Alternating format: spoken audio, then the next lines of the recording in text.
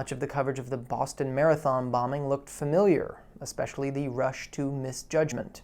There were early reports about a Saudi person of interest, courtesy of so-called terrorism expert Stephen Emerson, who took credit for getting the false story first.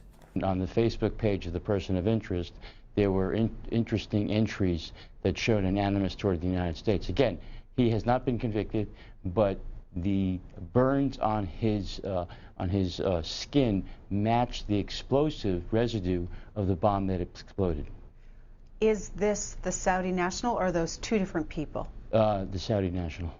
The person in question was a victim, but was treated more like a suspect. Across the media, many minds turned almost immediately to Islamic terrorism, absent any evidence. The pressure cooker bombs we learned from the Daily Beast and others were an al-Qaeda technique. Never mind that they've been around since the 1970s.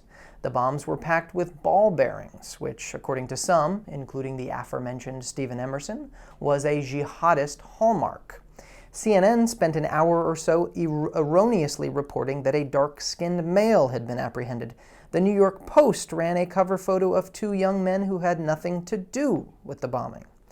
And when the FBI released photos of the suspects, MSNBC host Chris Matthews was left to ponder the possibilities of ethnic profiling. To be blunt, and not to be into political profiling or racial profiling, but when you look at a picture like we're looking at now, are there people in the FBI, in the investigative world, that can look at that picture, study it ethnographically, and figure out what the odds are on a fellow like that being from different parts of the world, say Yemen or any place like that? Can they figure that out by looking at a picture? Now, while many seemed eager to push the story into a particular direction, the assumption from the start was that the bombings were an act of terrorism, well before the facts could tell us very much. The front page of USA Today on April 16th communicated that idea, and it was common elsewhere, that the country's post-9/11 terrorism quiet was over. But that raises some important questions about how attacks are categorized.